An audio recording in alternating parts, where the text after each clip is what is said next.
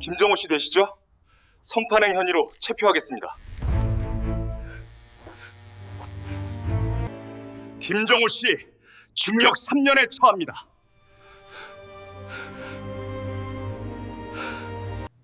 이제는 제가 말할 찰념입니다. 아버지를 무너뜨린 거짓, 오늘 여기서 끝내겠습니다. 영상 시작 전 구독, 좋아요 부탁드립니다. 바로 시작합니다. 늦가을의 공기는 차가웠습니다. 그러나 김정호에게 그 아침은 평소와 다름없는 하루의 시작이었지요. 그는 새벽 5시에 일어나 식당 불을 켜고 전날 손질해둔 배추를 다시 꺼내 절이기 시작했습니다. 칼질 소리가 조용한 주방에 울렸습니다. 오늘도 단골들 오겠지. 그는 혼잣말을 하며 간장을 섞은 양념을 저었어요. 그 평범한 손놀림 속에는 수십 년 동안 지켜온 삶의 리듬이 담겨 있었습니다. 딸 선영은 출근 준비를 하다 거울 앞에서 배를 한번 쓸어내렸습니다. 뱃속의 아이가 조금씩 자라는 걸 느끼며 미소 지었지요. 아빠 밥만 닮으면 좋겠어요. 그녀는 그 말 한마디에 스스로 웃었습니다. 창문 밖에는 시장으로 향하는 사람들의 발소리가 들렸습니다. 모두 각자의 하루를 시작하고 있었습니다. 그날도 변함없이 평화로운 하루가 될 거라 믿었어요. 하지만 평온은 예고 없이 무너지는 법입니다. 아침 9시 식당 문을 막 열려던 순간이었습니다. 경찰 3명이 식당 앞을 막아서며 말을 걸었습니다. 김정호 씨 되시죠? 성폭행 혐의로 체포하겠습니다. 그는 순간 귀를 의심했습니다. 예, 저요? 무슨 말씀이십니까? 경찰은 냉정하게 수갑을 꺼냈습니다. 손님이 막 들어오던 찰나였고 주변 사람들이 그 광경을 모두 지켜보았어요. 아니, 무슨 성폭행입니까? 저는 그런 사람 아닙니다. 그의 목소리는 떨렸습니다. 그러나 경찰의 표정은 단호했습니다. 그날 이후 김정호의 이름은 성폭행 피의자가 되었습니다. 그날 저녁 선영은 경찰서 앞에서 아버지를 기다렸습니다. 가족은 잠깐 면회 가능합니다. 짧은 허락을 받고 들어간 조사실. 낡은 탁자 하나와 싸늘한 형광등 불빛 아래 정호는 지쳐 있었습니다. 아빠, 무슨 일이에요? 피해자라니 그게 무슨 말이에요? 나도 모르겠다.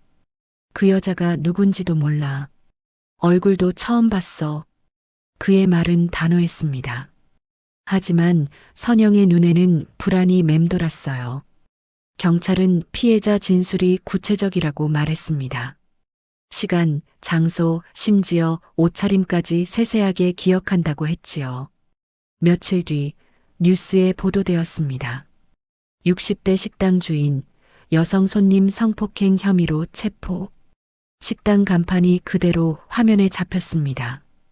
기자의 마이크가 식당 앞을 향했지요. 이 근처에 자주 다니셨죠? 그 사람요? 평소엔 친절했는데 속은 몰라요. 동네 주민의 말이 그대로 방송되었습니다.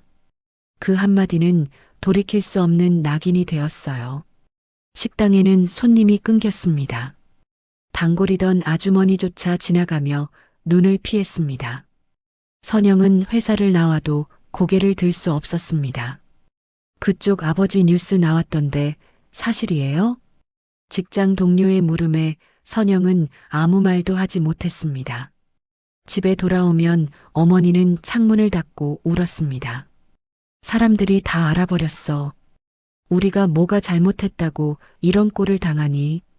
선영은 병원에서 스트레스성 복통 진단을 받았습니다. 의사는 임신 중엔 안정이 제일 중요합니다라고 했지만 그녀는 밤새 인터넷 댓글을 지웠습니다. 역시 그런 나이 든 남자들은 믿을 수 없지. 딸은 불쌍하지만 피는 못 속이지. 글자 하나하나가 심장을 찔렀습니다. 한편 구치소 안에 김정호는 끊임없이 진술서를 썼습니다. 나는 그녀를 모른다. 손님으로 본 적도 없다. 그날은 식당 CCTV에 내가 있었고 저녁 8시 이후엔 퇴근했다. 하지만 경찰은 들은 척도 하지 않았습니다. 피해자 진술이 구체적이에요. 부인하실수록 불리해집니다. 정우는 그 말에 할 말을 잃었습니다. 그는 평생 법원 문턱도 밟아본 적이 없는 사람이었습니다. 며칠 후 구속영장이 발부되었습니다. 증거인멸 우려가 있습니다. 그 짧은 한 문장으로 그는 수갑을 차고 구치소로 이송되었습니다. 그날 밤 선영은 경찰서 앞에 주저앉아 울었습니다. 아빠가 왜 이런 일을 당해야 해요? 왜 아무도 믿어주지 않죠? 그녀의 눈물은 쏟아졌지만 세상은 냉정했습니다. 겨울이 다가오며 식당은 문을 닫았습니다. 유리창에는 임시 휴업이라는 종이가 붙어 있었지요. 그러나 그 문은 다시 열리지 않았습니다. 어머니는 신용카드 빚을 갚지 못했고 선영은 직장을 그만두었습니다. 집안에는 어색한 침묵만 흘렀습니다. 밤이면 선영은 구치소 면회표를 꼭 쥐고 잠이 들었습니다. 진실은 언젠가 밝혀지겠지요. 그런데 그때가 너무 늦으면 어쩌죠? 그녀는 스스로에게 물었습니다. 아버지는 구치소 편지에서 이렇게 썼습니다. 선영아, 나는 떳떳하다. 나를 믿어라. 하지만 세상은 그렇게 단순하지 않더구나. 그 글씨는 떨려 있었고 잉크가 번져 있었습니다. 그날 밤 선영은 처음으로 뱃속의 아이가 움직이지 않는 걸 느꼈습니다. 병원에 갔지만 의사는 아무 말도 하지 않았지요. 그녀는 아무 말 없이 의자에 앉아 창밖을 보았습니다. 거리의 불빛은 여전히 밝았지만 그녀의 세상은 이미 어둠 속에 있었습니다. 겨우 며칠 사이에 평온했던 가족의 일상이 이렇게 무너질 줄은 아무도 몰랐습니다. 그녀는 그때 처음으로 깨달았습니다. 진실보다 빠른 것은 거짓이며 거짓보다 무서운 것은 세상의 시선이라는 거요. 그날 이후 선영의 삶은 완전히 달라졌습니다. 그녀는 다시 일어나야 했습니다. 아버지를 위해서, 잃어버린 진실을 되찾기 위해서. 그러나 그것이 얼마나 지난한 길인지 그때는 아직 몰랐습니다. 아버지가 구속된 지 한 달이 지났습니다. 겨울은 깊어졌고 집안에는 찬 공기와 함께 침묵이 깔려 있었습니다. 식탁 위엔 아무도 손대지 않은 밥그릇이 놓여 있었고 냄비에는 식은 국이 굳어 있었습니다. 선영은 매일 아침 경찰서 앞을 지나 출근했습니다. 눈이 내리면 그 길을 쓸던 아버지의 모습이 떠올랐지요. 이렇게까지 돼야 했을까? 그녀는 늘 같은 생각을 반복했습니다. 직장에서도 그녀의 자리는 불안했습니다. 복도에서 들리는 낮은 목소리들이 신경을 찔렀습니다. 그 사람 아버지, 그 사건 있잖아. 아직 재판도 안 끝났다는데 뭐 믿을 게 있나? 선영은 아무 말 없이 자리에 앉아 컴퓨터 화면만 바라봤습니다. 뱃속의 아이는 여전히 조용했습니다. 그녀는 그 침묵이 불안했습니다. 퇴근 후 집에 돌아오면 어머니는 창문을 꼭 닫고 TV를 꺼놓았습니다. 이제 뉴스 보지 마. 또 아버지 이야기 나올지도 몰라. 그녀는 고개를 끄덕였지만 몰래 휴대폰을 켰습니다. 검색창엔 이미 아버지 이름이 자동 완성으로 떠 있었습니다. 김정우 성폭행 사건, 증거 확보. 그녀는 손끝이 떨렸습니다. 무슨 증거요? 아빠는 죄가 없는데. 며칠 후 변호사 접견일이 왔습니다. 무료 국선 변호사는 형식적인 말만 남겼습니다. 피해자 진술이 일관적입니다. 합의금을 고려하시는 게 좋습니다. 합의요? 아빠가 한 일도 없는데 왜 돈을 줘야 해요? 현실적으로는 그게 빠른 해결책입니다. 그 말에 어머니는 눈을 내리깔았습니다. 그만하자, 선영아. 우리가 뭘 할 수 있겠니? 엄마, 포기하지 마세요. 아빠는 그런 사람 아니에요. 그러나 어머니의 목소리는 더 이상 힘이 없었습니다. 그날 밤 선영은 구치소로 면회를 갔습니다. 유리병 너머로 본 아버지는 수척해져 있었습니다. 밥은 좀 드셨어요? 먹고는 있다. 그런데 마음이 안 놓인다. 너 괜찮냐? 괜찮아요. 저 이제 진짜로 아빠 일 조사할 거예요. 그럴 필요 없다. 괜히 더 다치지 마라. 아빠, 누가 아니래요? 이건 억울한 일이에요. 정우는 짧게 숨을 내쉬며 고개를 돌렸습니다. 세상은 그런 말 잘 안 믿는다. 억울하다고 해서 다 들어주는 게 아니야. 그래도 저는 믿어요. 끝까지요. 그 말에 아버지는 미소를 지었습니다. 그러나 그 미소에는 슬픔이 깔려 있었습니다. 며칠 후 선영은 경찰 조사 내용을 열람하려고 했습니다. 담당 수사관은 무표정하게 서류를 덮었습니다. 가족이라도 수사 중엔 열람이 어렵습니다. 그럼 제가 뭘 믿고 기다리나요? 피해자가 어떤 사람인지도 모르는데 수사에 영향을 줄 수 있어서요. 그녀는 입술을 깨물었습니다. 나오는 길 복도 끝에서 피해자 한미라의 얼굴을 처음 봤습니다. 단정한 코트 차림, 무표정한 얼굴. 잠시 눈이 마주쳤지만 한미라는 아무렇지 않게 시선을 돌렸습니다. 그녀의 태도는 피해자라기보다 냉정한 계산을 가진 사람처럼 보였습니다. 그날 밤 선영은 잠을 이루지 못했습니다. 그녀는 피해자의 이름을 인터넷에 검색했습니다. 사진 몇 장과 이름이 다른 기사들이 흩어져 있었습니다. 과거에도 유사 사건으로 합의금 받았다는 오래된 댓글이 눈에 들어왔습니다. 그녀는 가슴이 철렁 내려앉았습니다. 설마 같은 수법? 그녀는 손으로 입을 막았습니다. 다음 날 선영은 직장을 그만뒀습니다. 상사의 표정은 냉담했습니다.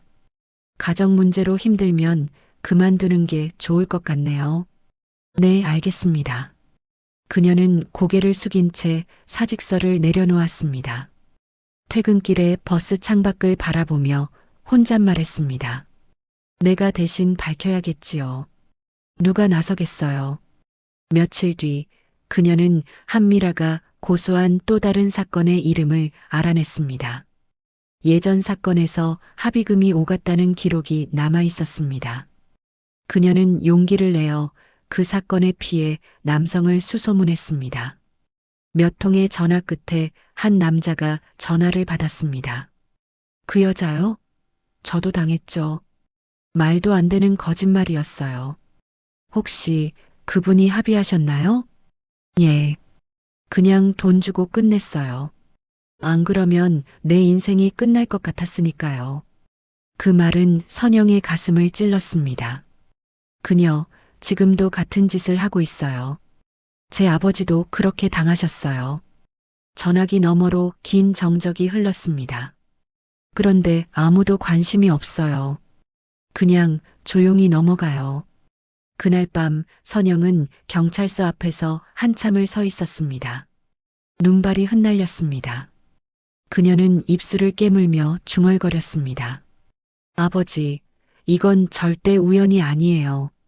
제가 밝혀낼게요. 집에 돌아오자 어머니는 잠들어 있었습니다.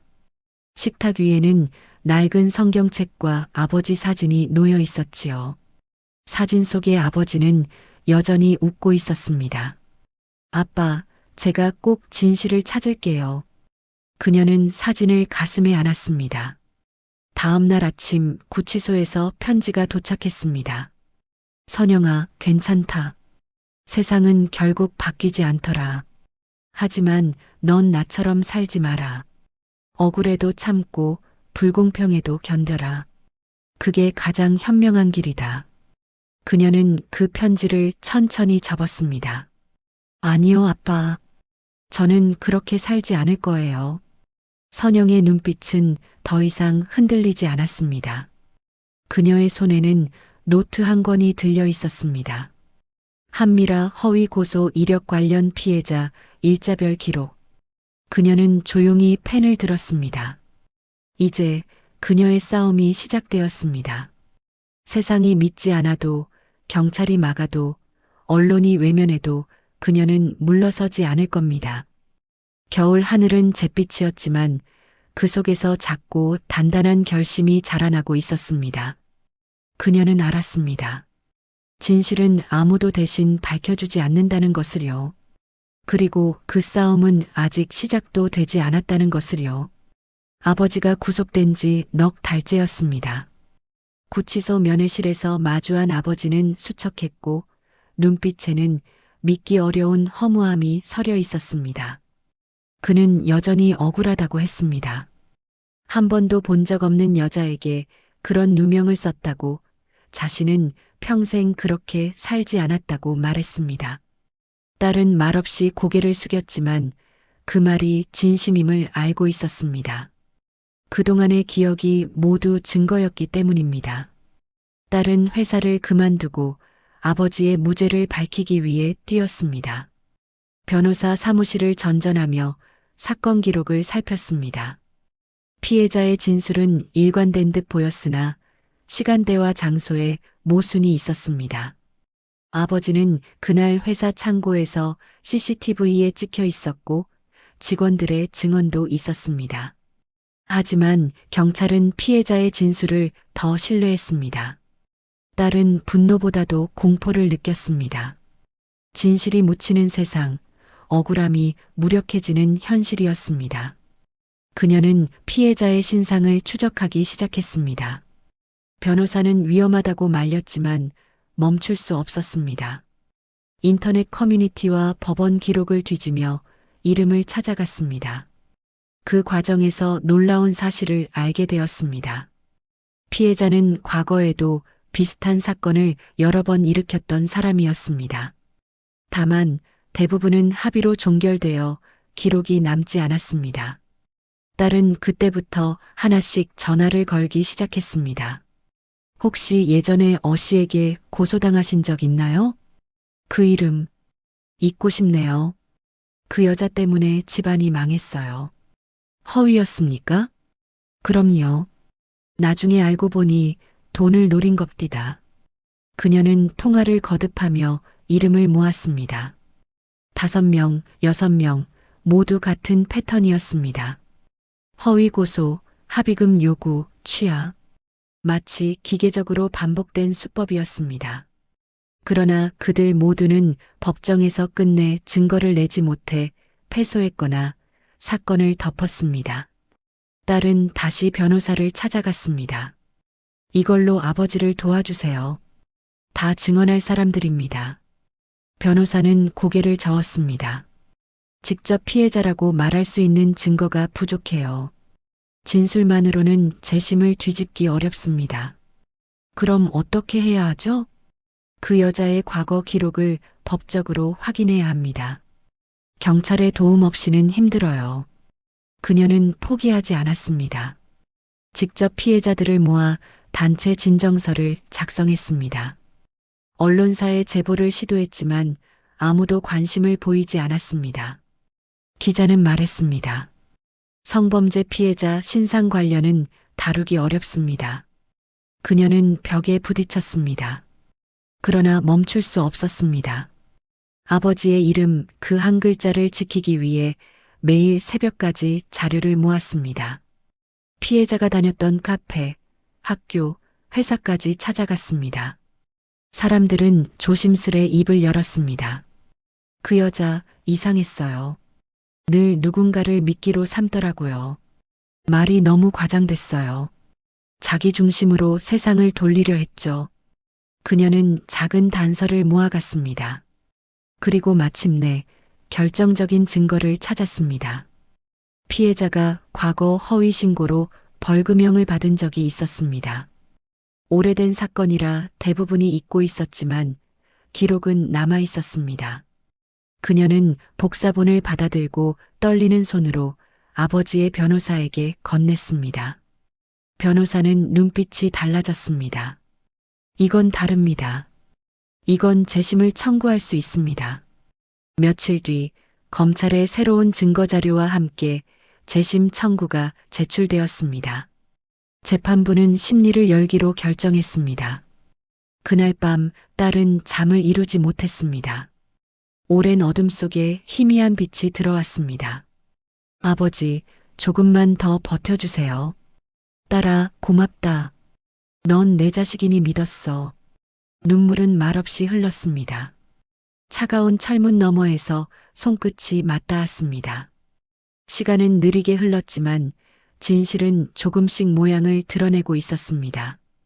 그녀는 다음 날부터 본격적으로 다른 피해자들의 증언 녹취를 준비했습니다. 변호사와 함께 각 사건의 진술서를 정리하고 피해자의 거짓 진술 패턴을 분석했습니다. 경찰서, 검찰청, 법원 자료를 다시 요청하며 꼼꼼히 기록했습니다. 세상은 여전히 냉정했습니다. 사람들은 그런 일은 흔하다고 했고 괜히 건드리지 말라고 했습니다. 하지만 딸은 끝까지 움직였습니다. 억울함을 밝히는 일은 시간이 걸리더라도 반드시 해야 한다고 믿었습니다. 겨울이 끝날 무렵 검찰은 피해자의 진술에 중대한 모순이 있다고 판단했습니다. 거짓 가능성이 있다고 밝혀졌습니다. 재판부는 추가 조사를 명령했습니다. 그날 딸은 처음으로 희망이란 단어를 입에 올렸습니다. 이제 아버지 이름이 돌아올지도 모르겠어요. 창밖으로 봄 햇살이 스며들었습니다. 그러나 그 빛은 아직 차가웠습니다. 싸움은 이제 시작이었고 진실은 아직 완전히 드러나지 않았습니다. 그래도 그녀는 알고 있었습니다. 진실은 언젠가 반드시 드러난다는 것을. 재심 첫 공판이 열렸습니다. 법정 안은 팽팽한 긴장감으로 가득했습니다. 방청석에 앉은 딸은 손끝이 차가웠습니다. 아버지는 수의를 입고 나왔지만 눈빛만큼은 예전의 그 단단함을 되찾고 있었습니다. 그녀는 그 눈빛을 보며 숨을 고르듯 속으로 되뇌었습니다. 이제 정말 시작이야. 검사는 피해자의 일관된 진술을 근거로 기존 판결이 옳다고 주장했습니다. 변호사는 새롭게 확보한 증거와 진술서를 조심스럽게 내밀었습니다. 피해자의 과거 허위 고소 전력, 거짓으로 꾸며진 사건의 정황, 동일한 수법으로 피해를 입었던 남성들의 증언이 정리되어 있었습니다. 판사는 차분히 서류를 넘겼습니다. 재판정은 조용했고 종이 넘기는 소리만 울렸습니다. 그 순간 피해자가 고개를 숙였습니다. 손이 떨리고 얼굴은 창백했습니다. 변호사가 물었습니다. 당신은 과거에도 비슷한 혐의로 신고한 적이 있죠? 그녀는 침묵했습니다. 판사는 다시 물었습니다. 사실입니까? 그녀는 고개를 들었지만 입술만 떨렸습니다. 예, 맞아요. 법정 안은 순간 정적에 휩싸였습니다.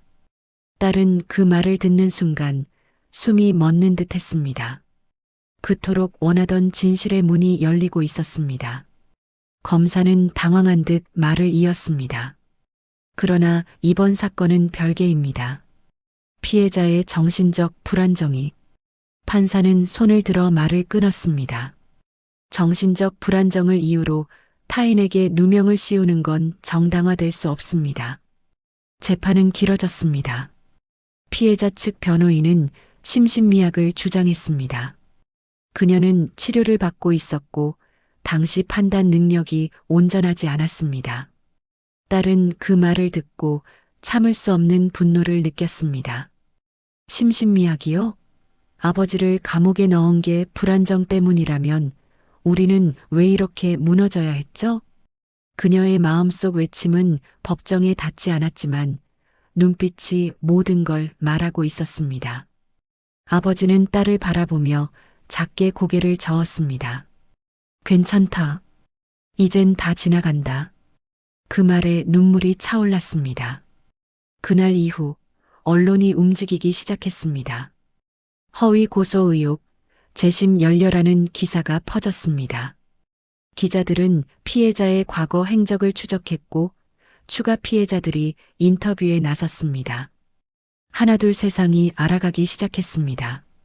그녀는 여전히 법정에 서 있었지만 이제 혼자가 아니었습니다. 다음 공판에서 새로운 증거가 공개되었습니다. 피해자가 아버지를 고소하기 전 지인에게 이번엔 큰 돈을 받아낼 거야 라고 말한 메시지 기록이 확인된 것입니다. 그 순간 재판장은 신문을 멈췄습니다. 피해자의 얼굴은 창백했고 손은 주먹을 쥔 채 떨리고 있었습니다. 판사는 천천히 말을 이었습니다. 이건 명백한 허위 고소로 보입니다. 방청석의 공기가 바뀌었습니다. 딸은 눈을 감았습니다. 긴 싸움이 끝을 향하고 있었습니다. 그러나 마음 한편은 무겁기만 했습니다. 그동안 잃은 시간, 유산으로 잃은 아이, 무너진 가게, 아버지의 살.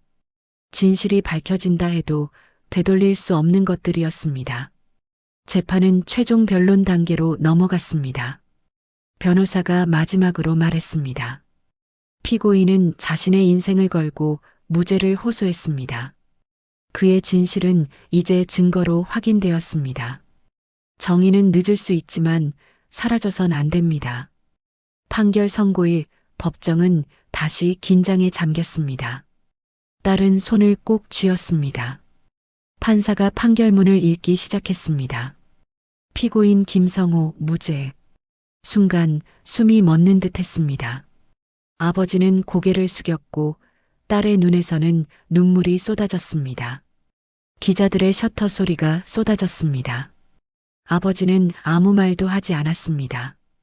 그저 조용히 딸의 손을 잡았습니다. 그 손은 차가웠지만 오래 버텨온 사람의 온기가 느껴졌습니다. 밖으로 나왔을 때 하늘은 잔잔한 회색빛이었습니다. 딸은 말했다. 이제 됐어요, 아버지. 이제 다 끝났어요. 아버지는 고개를 저었습니다. 끝난 게 아니야. 시작이야. 잃은 건 너무 많지 않니?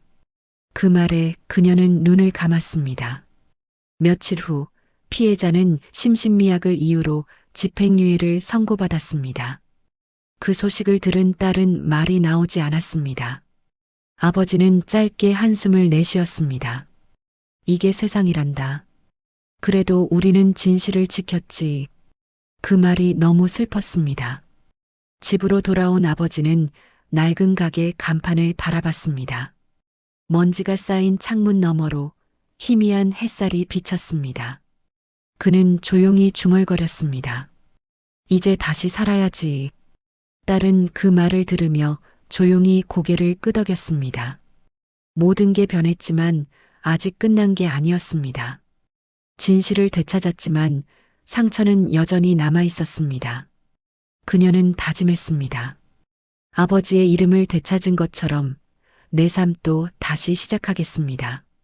그날 밤 두 사람은 오랜만에 따뜻한 밥상을 함께 했습니다. 서로 말없이 밥을 먹었지만 그 침묵 속엔 위로가 있었습니다. 긴 싸움 끝에 얻은 평온은 비록 작았지만 가장 소중했습니다. 그리고 세상은 천천히 변하기 시작했습니다. 허위 고소 피해자들이 용기를 내어 목소리를 냈고 제도는 조금씩 바뀌었습니다.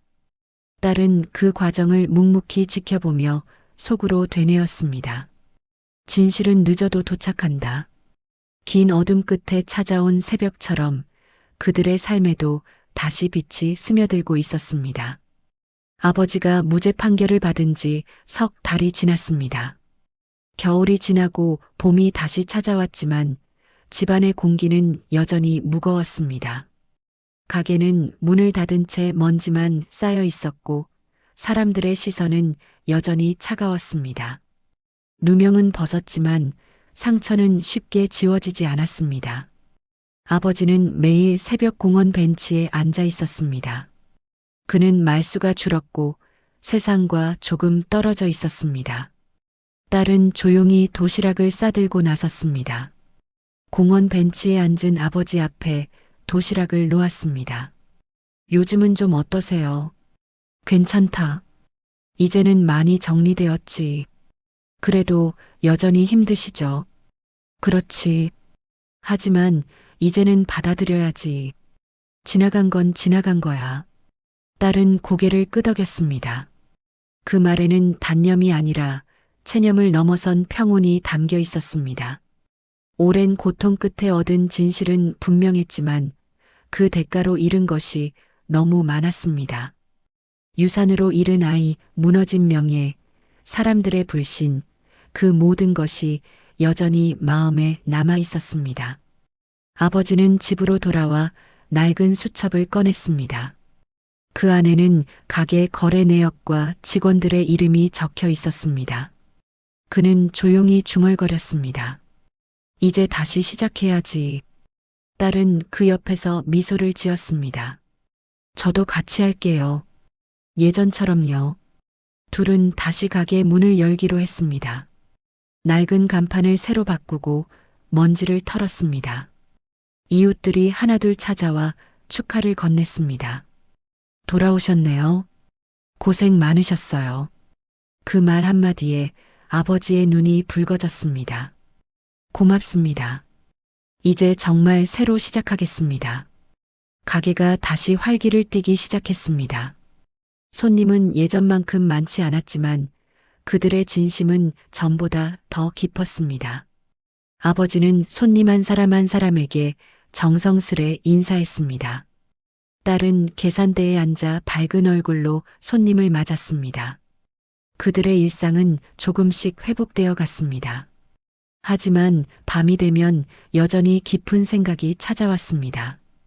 딸은 창가에 앉아 그날의 판결문을 꺼냈습니다.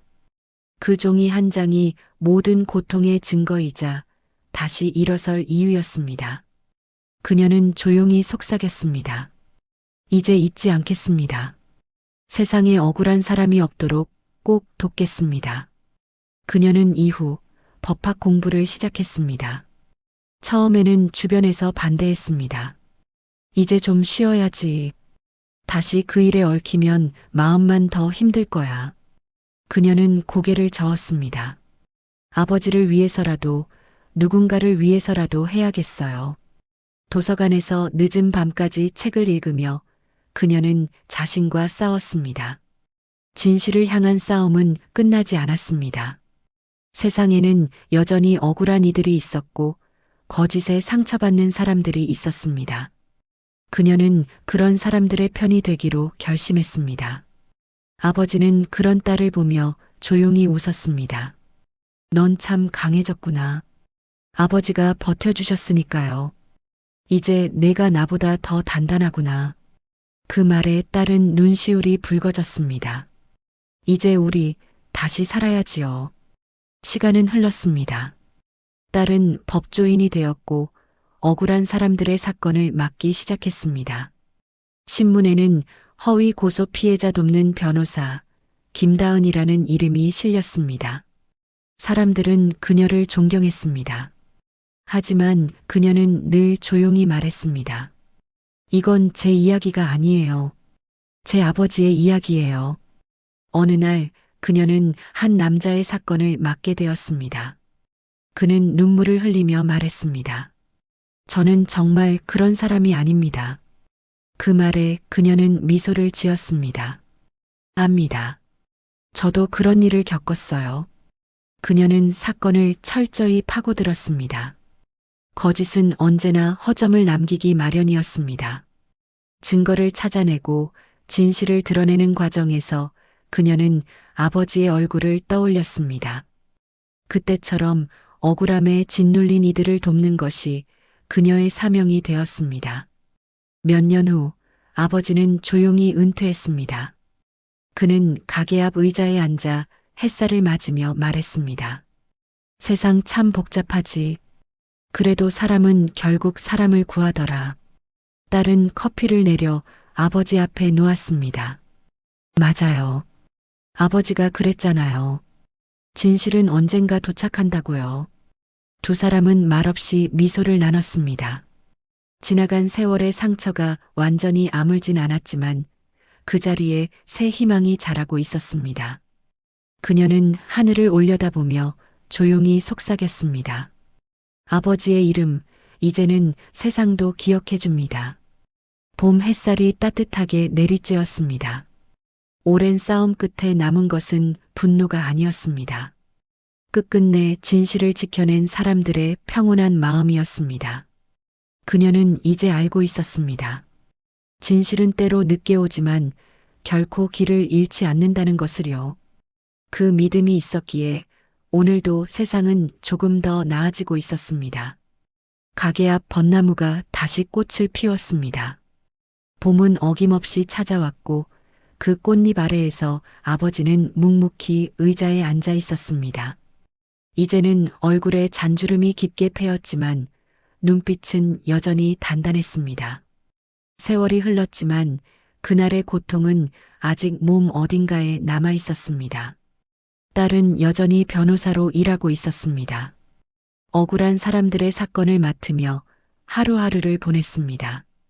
그녀의 책상 위에는 끝나지 않은 사건 서류들이 쌓여 있었고 커피잔에는 식은 커피가 남아 있었습니다. 밤이 깊어질수록 눈은 피로에 젖었지만 마음은 흔들리지 않았습니다. 어느 날 한 여성이 사무실 문을 열고 들어왔습니다. 그녀는 초라한 차림에 눈이 붉게 부어 있었습니다. 변호사님, 제 남편이 억울하게 구속됐어요. 무슨 혐의입니까? 성폭행이요. 하지만 그는 그런 사람이 아닙니다. 순간 딸의 손이 멈췄습니다. 그 단어가 가슴을 깊게 찔렀습니다. 시간이 거꾸로 흐르는 듯 했습니다. 그녀는 조용히 여성의 눈을 바라보았습니다. 남편분, 어디 계십니까? 지금 구치소에 있어요. 경찰은 아무 증거도 없이 그 여자의 말만 믿었어요. 그녀는 고개를 끄덕였습니다. 마음속에서 오래된 불길이 다시 피어올랐습니다. 제가 맡겠습니다. 진실은 반드시 드러나게 되어 있습니다. 그날 밤 그녀는 사건 기록을 들여다보았습니다. 피해자의 진술은 어딘가 익숙했습니다. 과거에 봤던 패턴, 문장의 흐름, 감정의 과장. 그녀는 조용히 중얼거렸습니다. 이건 똑같아요. 아버지 때와. 그녀는 사건 현장의 CCTV, 통화 내역, 주변인 진술을 모았습니다. 며칠 밤을 새우며 증거를 정리했습니다. 진실은 늘 보이지 않는 곳에 숨어 있었지만 끝내 모습을 드러냈습니다. 피해자로 지목된 여성이 이전에도 같은 방식으로 합의금을 요구한 전력이 확인되었습니다. 그녀는 법정에 섰습니다. 피해자의 진술에는 중대한 모순이 있습니다. 피고인이 현장에 있었다는 시간, 그는 회사 근무 중이었습니다. CCTV가 이를 증명합니다. 재판장은 고개를 들었습니다. 피해자 측은 아무 말도 하지 못했습니다. 그 순간 법정은 조용해졌습니다. 딸은 아버지의 재판을 떠올렸습니다. 그날처럼 손끝이 떨렸지만 이번에는 두려움이 아니라 확신이었습니다. 진실은 언제나 증거 속에 있습니다. 누구든 거짓으로 타인의 인생을 무너뜨려서는 안 됩니다. 선고는 무죄였습니다. 여성은 울음을 터뜨렸고 남편은 눈을 감은 채 손을 모았습니다. 그녀는 미소를 지었습니다. 이제 괜찮습니다. 끝났어요. 그날 밤 딸은 아버지의 가게로 갔습니다. 불빛이 은은하게 새어나왔습니다. 아버지는 여전히 늦은 시간까지 가게를 지키고 있었습니다. 오늘 또 늦었구나. 오늘 한 사람을 구했어요. 그래, 잘했구나. 아버지 덕분이에요. 그날의 아픔이 누군가를 살렸어요. 아버지는 말없이 미소를 지었습니다. 내가 그렇게 살면 됐다. 그게 내 위안이다. 그 말에 그녀는 눈시울이 뜨거워졌습니다. 두 사람은 함께 앉아 창밖을 바라보았습니다. 벚꽃이 바람에 흩날렸습니다. 그 아름다움 속에서 슬픔도 함께 흩어지는 듯 했습니다. 시간은 흘러 아버지는 점점 약해졌습니다. 손의 떨림이 잦아지고 목소리가 작아졌습니다. 딸은 그런 아버지를 곁에서 지켰습니다. 아버지, 병원에 가야 합니다. 괜찮다. 이제 다 살았다. 아직 저 곁에 있어 주셔야 해요. 넌 이제 잘 서 있잖니. 나는 됐다. 그는 그렇게 천천히 삶을 내려놓고 있었습니다. 하지만 눈빛은 끝까지 평온했습니다. 다은아, 진실은 결국 이긴다. 그걸 잊지 말거라. 그 말이 마지막이었습니다. 며칠 후 아버지는 조용히 세상을 떠났습니다. 그날 하늘은 맑고 바람은 따뜻했습니다. 장례식장에는 수많은 사람들이 찾아왔습니다. 그동안 아버지가 도와줬던 이웃들, 억울했던 피해자 가족들 모두 고개를 숙였습니다. 딸은 영정 앞에서 조용히 속삭였습니다. 아버지, 이 세상이 조금은 바뀌었어요. 이제 거짓보다 진실이 더 강해졌어요. 이건 아버지의 싸움이었고 제 싸움이었습니다. 그녀는 아버지의 낡은 수첩을 꺼냈습니다. 첫 장에는 흐릿한 글씨로 이렇게 적혀 있었습니다. 진실은 언젠가 돌아온다. 그녀는 수첩을 가슴에 품었습니다. 그리고 조용히 하늘을 올려다보았습니다. 벚꽃잎이 바람에 흩날리며 아버지의 미소처럼 하늘로 올라갔습니다. 며칠 후 그녀는 새로운 사건을 맡았습니다. 억울한 청년이 허위 혐의로 구속된 사건이었습니다. 그녀는 펜을 들며 미소를 지었습니다. 이제 제 차례입니다. 그녀의 삶은 그렇게 이어졌습니다.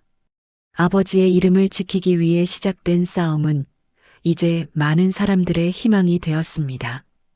진실은 여전히 느리게 오지만 멈추지 않았습니다. 그녀는 알고 있었습니다. 아버지의 말처럼 진실은 반드시 돌아온다는 것을요. 시간이 흘렀고 선영은 늘 해오던 변호사 일을 하고 있었습니다. 그날따라 창문을 스치는 바람이 서늘했습니다. 사무실 안에는 종이 넘기는 소리만 들렸습니다. 선영은 사건 서류를 천천히 펼쳤습니다. 피의자 박정호, 나이 58세, 혐의 성폭행, 눈썹이 미세하게 떨렸습니다. 이 문장, 이 구조, 이 냄새, 그녀의 가슴 속 어딘가가 찢어졌습니다. 박정호는 경찰 조사 단계에서 일관되게 무죄를 주장했습니다. 하지만 이미 언론은 그를 추악한 중년 남성으로 몰아갔습니다. 기자는 자극적인 제목을 달았습니다. 가족 가장의 두 얼굴. 그 문장을 보는 순간 선영의 눈에 아버지의 얼굴이 겹쳤습니다. 며칠 후 박정호가 사무실을 찾았습니다. 그의 손은 거칠고 눈가에는 피로가 짙게 배어 있었습니다. 변호사님, 저는 정말 그런 짓 안 했습니다. 저를 믿어도 되겠습니까? 그의 목소리는 떨렸습니다. 제가 아버지의 일을 알고 왔습니다. 그때 억울하셨던 거 다 들었습니다. 선영은 고개를 들었습니다. 그 이야기를 어떻게 하셨습니까? 그때 저도 그 기사 봤습니다. 당신 아버지 이름 아직도 기억납니다. 나도 똑같이 당하고 있습니다. 그 순간 선영의 눈빛이 변했습니다. 고소인은 누구입니까? 한미라라는 여자입니다. 시간이 멈춘 듯 했습니다. 그 이름이 공기 속에 떨어지자 그녀의 심장이 빠르게 뛰었습니다. 그녀의 손끝이 서류를 꽉 쥐었습니다. 한미라요? 그녀는 낮게 되뇌었습니다. 그날 밤 사무실 불이 꺼지지 않았습니다. 책상 위에 쌓인 서류들이 빛을 받았습니다. 선영은 오래된 상자 하나를 꺼냈습니다. 그 안에는 아버지의 사건 기록이 들어 있었습니다. 신문 스크랩, 재판 기록, 진술서 사본, 그리고 한 장의 사진. 한미라가 법정에서 눈물을 흘리며 고개를 숙이고 있던 사진이었습니다. 그녀는 사진을 바라보며 조용히 말했습니다. 이제 끝내야겠어요. 다음 날 그녀는 한미라의 행적을 추적했습니다. 이름을 바꾸지 않았습니다. 그녀는 여전히 같은 수법으로 살고 있었습니다. 유력한 사람들에게 접근해 돈을 뜯고 거짓 피해를 꾸며냈습니다. 피해자 중 일부는 합의금으로 입을 닫았고 일부는 감옥에 갔습니다. 그녀는 피해자의 고통을 발판 삼아 불을 쌓고 있었습니다. 선영은 차분히 증거를 모았습니다. 휴대폰 기록, 메신저 대화, 계좌 이체 내역, 이전 피해자들의 증언, 그리고 아버지 사건의 재심 기록까지 함께 정리했습니다. 그녀는 모든 연결고리를 하나씩 맞춰갔습니다. 거짓은 반복될수록 패턴이 남지요. 며칠 후 검찰 조사실에서 한미라가 마주 앉았습니다. 그녀는 여전히 단정하고 자신감 있는 얼굴이었습니다. 선영 변호사님, 또 정의의 여신이 되셨나 봐요? 그녀는 비웃음을 지었습니다. 세상은요, 그렇게 단순하지 않아요. 진실보다 돈이 더 빠르니까요. 선영은 조용히 웃었습니다. 이제는 달라졌습니다. 당신 같은 사람 때문에 무너진 인생을 너무 많이 봤거든요. 증거 있습니까? 물론입니다. 이번엔 제 손으로 끝내겠습니다. 며칠 뒤 법정이 열렸습니다. 방청석에는 기자들과 시민들이 가득했습니다. 선영은 침착하게 자리에서 일어났습니다. 피고인 한미라의 진술은 신빙성이 없습니다. 그녀는 과거 동일한 수법으로 세 차례의 사건에 연루되었습니다. 모두 유사 피해를 주장하며 합의금을 요구했지요. 그녀는 스크린에 자료를 띄웠습니다. 이건 15년 전 제 아버지 사건 당시의 진술서입니다. 문장 구조, 표현, 시간대, 상황 설정까지 거의 동일합니다. 법정안이 술렁였습니다. 심지어 이번에도 피해 장소를 강변 근처의 모텔로 특정했습니다. 그 장소, 과거 사건과 동일합니다. 한미라의 얼굴이 굳었습니다. 선영은 멈추지 않았습니다. 더 이상 누군가의 거짓 때문에 삶이 무너져서는 안 됩니다. 진실은 늦게 오지만 반드시 도착합니다. 그녀는 마지막 자료를 꺼냈습니다. 이건 당신의 통장 내역입니다. 피해자 가족에게 돈을 요구한 시점과 일치합니다. 재판장은 고개를 숙였습니다. 피고인의 진술은 신빙성이 결여되었습니다. 위증과 무고 혐의로 구속 수사를 명합니다. 법정안은 정적에 잠겼습니다. 한미라는 그제야 고개를 떨궜습니다. 그녀의 눈에서 화장이 번졌습니다. 선영은 아무 말도 하지 않았습니다. 그저 조용히 서 있었습니다. 박정호는 자리에서 일어나 깊게 고개를 숙였습니다. 정말 감사합니다. 이건 저희 아버지의 빚을 갚은 일입니다. 당신 아버지도 분명 하늘에서 보고 계실 겁니다. 그녀는 눈을 감았습니다. 그렇겠지요. 이제야 조금은 편히 쉬시겠지요. 그날 저녁 그녀는 다시 아버지의 가게를 찾았습니다. 간판은 낡았지만 그대로였습니다. 문을 열자 은은한 나무 냄새가 퍼졌습니다. 의자 위에는 아버지의 오래된 앞치마가 걸려 있었습니다. 그녀는 그것을 조심히 손에 쥐었습니다. 아버지, 이젠 끝났어요. 바람이 살짝 흔들렸습니다. 벚꽃잎 하나가 문틈으로 들어와 손등 위에 내려앉았습니다. 그녀는 그 꽃잎을 바라보며 미소를 지었습니다. 며칠 후 언론은 새로운 기사를 내보냈습니다. 15년 만에 밝혀진 진실, 허위 고소 여성 구속. 기자들은 그녀를 정의의 변호사라 불렀습니다. 그녀는 인터뷰를 거절했습니다. 그저 한마디만 남겼습니다. 진실은 싸워야 지켜집니다. 밤이 되자 사무실 불빛이 다시 켜졌습니다. 새로운 사건 파일이 책상 위에 놓여 있었습니다. 그녀는 펜을 들었습니다. 창밖에서는 봄비가 조용히 내렸습니다. 아버지, 이제 제가 계속하겠습니다. 그녀는 고개를 들었습니다. 창문 너머 하늘 어딘가에 미소 짓는 얼굴이 떠오르는 듯 했습니다. 그 미소는 따뜻했고 조용히 사라졌습니다. 선영의 싸움은 그렇게 이어졌습니다. 거짓이 사라질 때까지, 진실이 사람들의 언어가 될 때까지 그녀는 아버지의 딸로 그리고 변호사로 살아갔습니다. 아버지의 이름처럼 흔들리지 않는 마음으로